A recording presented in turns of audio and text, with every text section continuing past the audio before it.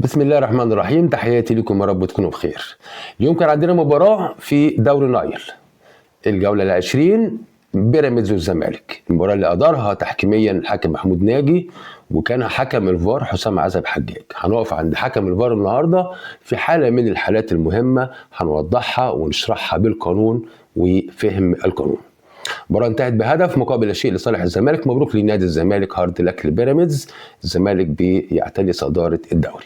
الحالة دي 56. هنا بنشوف باص من لاعب بيراميدز لحارس مرماه، كرة بتبقى قصيرة. بنشوف هنا ناصر منسي للمهاجم الزمالك اللي بيروح يقرب، بينجح في لعب الكرة، نجح بالفعل بلعب الكرة. وهنا وصول الشناوي متأخر، ركل، والركل اللي كان واضح في ركل في قدم ناصر منسي. هنا الحكم، ودي حاجة غريبة بالنسبة لي، أنا شايف إن ركل الجزاء سهلة، يعني سهلة. لو أنت النهاردة محمود كنت مقرب وركزت شوية كنت هتحسب، وما كانش في داعي ان الفار يجيبك في حالة مثل هذه الحالة السهلة.